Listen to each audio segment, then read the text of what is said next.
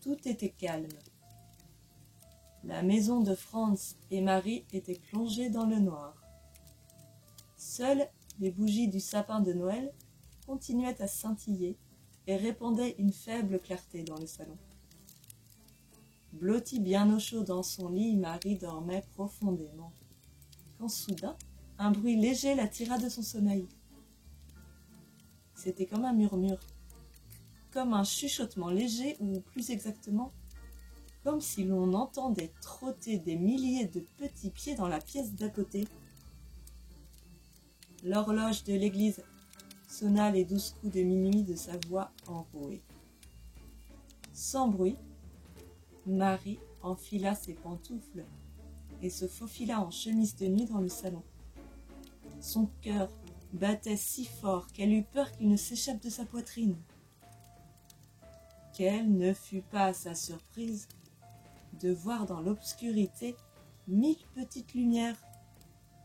Oh, ce n'étaient pas des lumières, c'étaient des petits yeux flamboyants.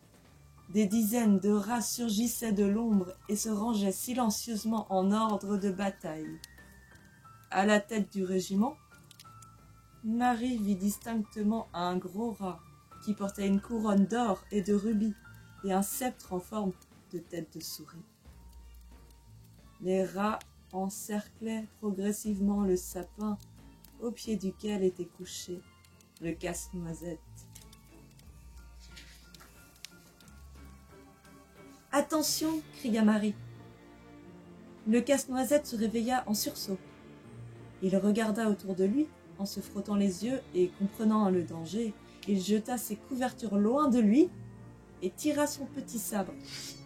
Et il s'écria d'une voix retentissante « À moi, chers amis !» Et à ce moment-là, il se passa une chose extraordinaire. On entendit un grand remue-ménage sous le sapin. Le cheval de bois arriva au grand galop de l'autre bout de la pièce en écrasant un ou deux rats au passage. Et le casse-noisette sauta en selle, malgré sa jambe blessée, et il se dressa sur ses éperons, et il cria « Cher jouet, il va falloir livrer bataille !» Et comme il disait cela, l'ours en peluche s'empara du petit tambour pour battre la charge. Alors, le couvercle des boîtes où étaient enfermés les soldats de plomb sauta, et les soldats s'élancèrent hardiment pour venir en aide à leur général. « Attention, feu !» vociféra le casse-noisette, et les poupées lancèrent des boules de Noël sur les rats pour les faire reculer. « Feu !» répéta Casse-Noisette, et les soldats firent tonner les canons. Les jouets combattaient avec sang-froid et courage. Mais Marie se rendait bien compte qu'ils perdaient du terrain, car ils étaient beaucoup moins nombreux que les rats. Tout à coup, 10 rats se jetèrent avec violence sur le casse-noisette et le firent tomber de son cheval à bascule. Avec un sourire menaçant, le roi des rats brandit son sceptre à tête de souris et le pointa sur le pauvre jouet qui gisait à terre. Il allait probablement le tuer, quand Marie, n'écoutant que son cœur, enleva son chausson et le lança de toutes ses forces vers le roi des rats qui tomba à terre, mort. Au même instant, tout se figea, et l'armée des rats, prise de panique, battit en retraite. Toutes les souris se dispersèrent et s'enfuirent en piaillant, laissant la pièce en pagaille. Les jouets qui s'étaient animés se raidirent et retombèrent inertes. Marie traversa tristement le salon, s'agenouilla auprès du petit soldat évanoui et, le prenant délicatement dans ses bras, se mit à pleurer doucement. Assise par terre, Marie serrait le casse-noisette contre son cœur et le berçait dans ses bras. Mais le casse-noisette ne bougeait plus. Il était très pâle et respirait avec difficulté. « Mon pauvre casse-noisette !» souffla Marie dans un sanglot. « Comme tu dois avoir mal !» et de grosses larmes roulèrent sur ses joues et tombèrent sur le visage du casse-noisette. Au moment même où il fut touché par ces larmes, le casse-noisette reprit des couleurs. Il frissonna, et dans un étrange cliquetis, il se mit à grandir, jusqu'à atteindre taille humaine. Marie lâcha le jouet et effrayée, elle recula d'un pas. À la place du casse-noisette de bois se tenait un beau jeune homme qui la regardait d'un air doux. « Mais comment est-ce possible ?» balbutia Marie. Le prince s'inclina profondément devant la petite fille. « Merci, Marie, tu as brisé l'enchantement. Pour me délivrer, il fallait qu'une jeune fille m'aime assez pour pleurer sur mon sort, et tu l'as fait. Pour te remercier, je vais t'emmener visiter mon royaume. Es-tu d'accord pour m'accompagner ?» Et il lui tendit la main.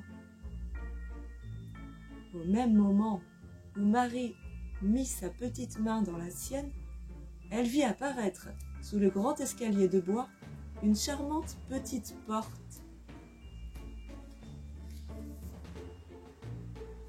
Le prince l'entraîna, et Marie fut éblouie par une lumière éclatante. Les murs et les plafonds avaient disparu, comme par enchantement, et il se trouvait dans une clairière couverte d'un épais tapis de neige qui scintillait comme si elle avait été parsemée de poussière d'étoiles. Autour d'eux, les flocons de neige dansaient et virevoltaient dans une folle farandole. On aurait dit des lucioles qui tourbillonnaient dans la nuit. Marie s'étonna de ne pas avoir froid, mais elle s'aperçut que sa chemise de nuit était devenue un charmant petit manteau de laine. Elle portait une ravissante toque, un petit manchon de fourrure et de toutes petites bottes, juste à sa taille. Le prince la prit dans ses bras et ils se mirent à danser. Et tandis qu'il tournoyait, Marie s'aperçut que ses pieds ne touchaient plus le sol et qu'il s'élevait dans les airs. « Je vole, dit la petite fille, ébahie. Et elle battit des bras comme si elle était un oiseau. À ses pieds, les maisons devenaient minuscules comme des maisons de poupées. Les rares gens qui étaient encore dans les rues à cette heure tardive n'étaient pas plus grands que des jouets. Marie vit son école et l'église du village qui rétrécirent et disparurent. Il filait plus vite que le vent. Marie serra plus fort la main du casse-noisette. « Regarde, Marie, dit le casse-noisette, nous traversons la Chine. »« Oh, et voilà la mer, dit Marie. » Et elle vit de loin une grosse baleine qui se promenait avec ses petits, et des bateaux blancs qui se balançaient au creux des vagues.